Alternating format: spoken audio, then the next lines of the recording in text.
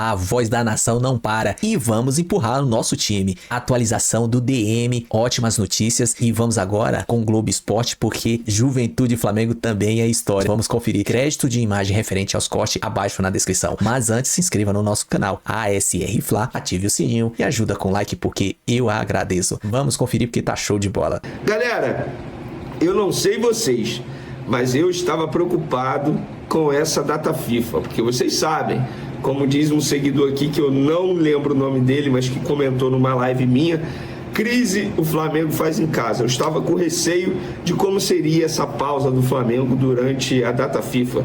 E ainda bem o Flamengo superou sem nenhuma crise criada. O clima no Flamengo está maravilhoso, dentro e fora do clube. Então, ainda bem. Passou a data FIFA sem nenhuma crise, muito pelo contrário, no domingo o Flamengo joga contra o Juventude. Mas antes de entrar no assunto, eu quero falar algo aqui que eu estou vendo um silêncio danado na imprensa. É sobre a data FIFA, inclusive, envolvendo o atacante Caio Jorge do Cruzeiro. Esse jogador precisa ser estudado, gente.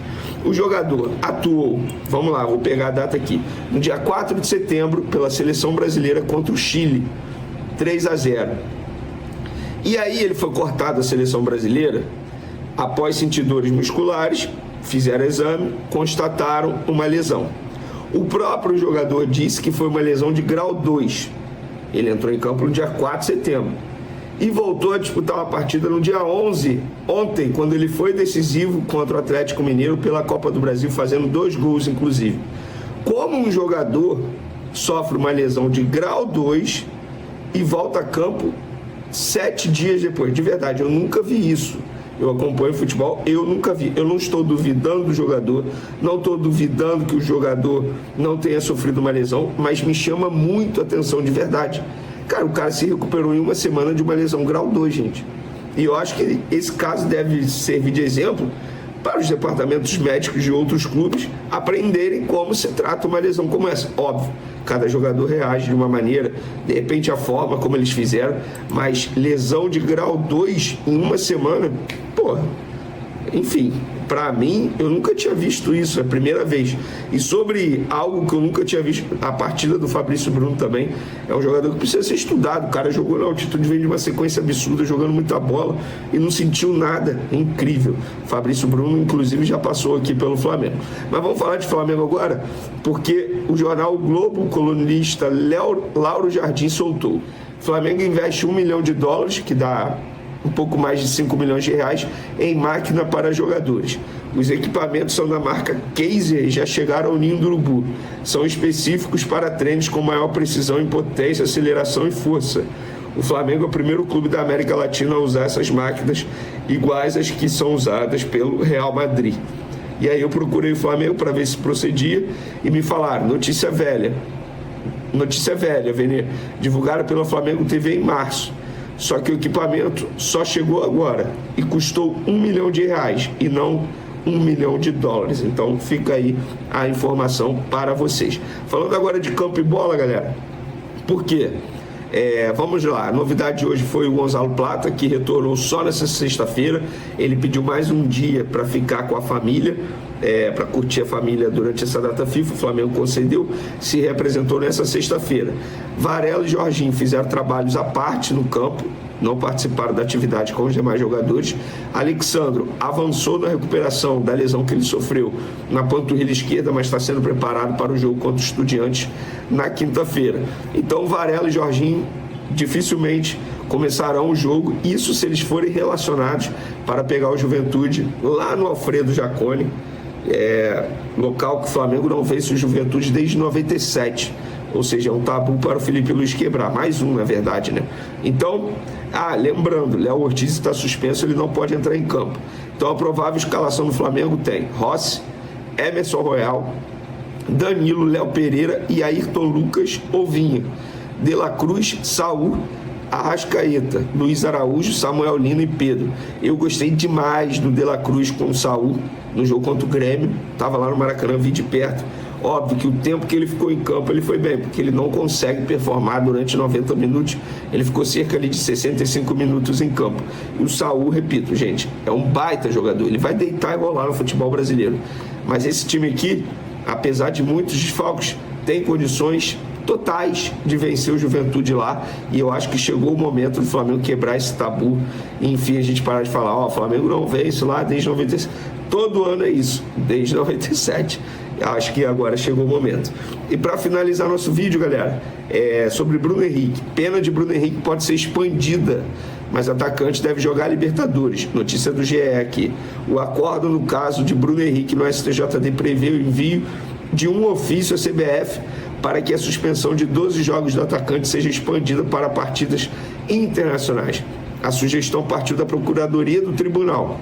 No entanto, o ofício só será enviado à CBF após o fim do julgamento em segunda instância, que ainda não foi marcado. Por esse motivo, o atacante deve estar disponível para o confronto da próxima semana com o Estudiantes pela Libertadores na quinta-feira, mesmo que o efeito suspensivo não seja concedido. Se o efeito suspensivo não for concedido, ele vai cumprir no Campeonato Brasileiro normalmente. Nesse momento, sexta-feira, 17 horas e 32 minutos, Bruno Henrique está suspenso, porque até agora o efeito suspensivo não foi concedido ao Flamengo. Mas é aguardar. O jogador está treinando normalmente. Se o efeito suspensivo for cedido ao Flamengo, ele vai ser relacionado e fica à disposição normalmente. O Flamengo recorreu da decisão ao pleno do STJD, o que torna o processo mais longo. Gente, isso ainda vai demorar. Mas, repito, nesse momento, o Bruno Henrique está suspenso e não pode entrar em campo com a camisa do Flamengo. Mas tem a boa notícia, se ele não entrar em campo, já é um jogo que ele cumpriu. E aí serão 11 jogos pela frente a cumprir. Isso vai demorar pra caramba, vai dar pano pra manga. E eu aqui estarei trazendo todas essas informações. Ainda falando de Brasileirão, o líder Flamengo também joga no domingo, enfrenta o Juventude em Caxias do Sul. O time gaúcho está lá embaixo na tabela, só que jogar no Alfredo Jaconi não costuma ser fácil. Vem cá, você sabe quem é o time da Série A que o Flamengo não ganha há mais tempo fora de casa? Mirassol? Não. Bahia? Não. Vamos dar uma ajudinha então. Uma derrota para esse adversário já causou a demissão de um dos maiores artilheiros da história do clube. Eu fui traído, cara. Eu não podia ser traído. Eu fui traído. Ele não vai vestir mais a camisa do Flamengo. Ele era ninguém menos do que o baixinho Romário. É lamentável, porque todos sabem o que eu sinto pelo Flamengo, mas ele é o presidente, ele decide. Aconteceu em 1999. O Flamengo perdeu para o Juventude no estádio Alfredo Jaconi e foi eliminado do Campeonato Brasileiro. Alguns jogadores foram a uma boate depois do jogo. Romário foi o único punido. Boa parte da torcida ficou do lado dele.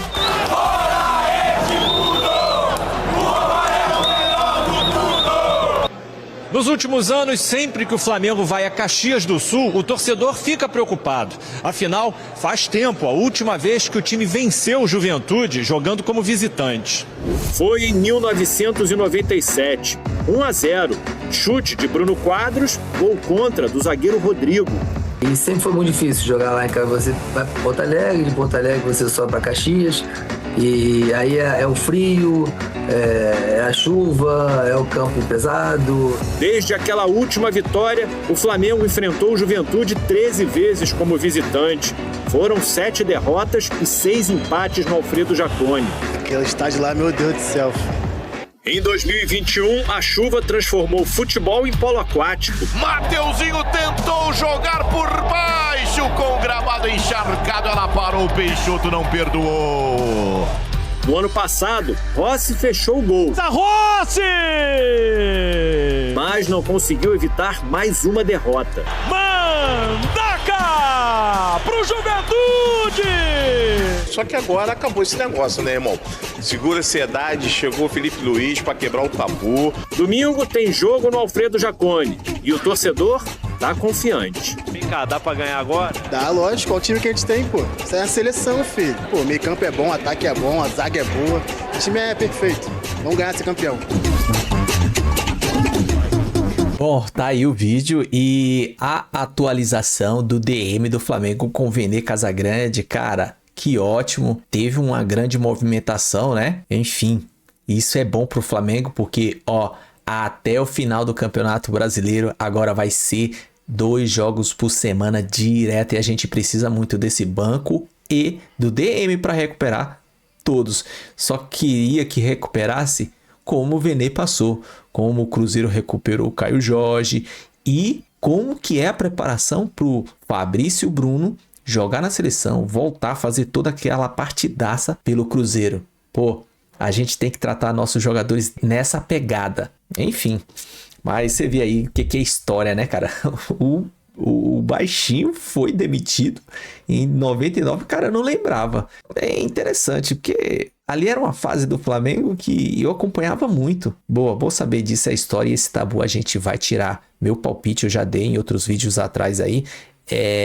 Vai ser 2-0 pro Flamengo, a gente vai jogar, vai prevalecer, porque o nosso time é preparado e o Felipe Luiz, ele manja. Ano passado não era Felipe Luiz, agora sim, esse mister nosso aqui, o nosso brasileiro como técnico, porque essa questão mister veio dos portugueses, né? Mas enfim, o vídeo é isso aí. Se gostou, se inscreva no nosso canal, ative o sininho, chega dando aquele like porque me ajuda muito e eu agradeço. Compartilha, comenta, vamos interagir. Diz aí qual vai ser o placar. A gente precisa de 3 pontos para manter a ponta. Tamo junto, até a próxima. Saudações rubro-negra.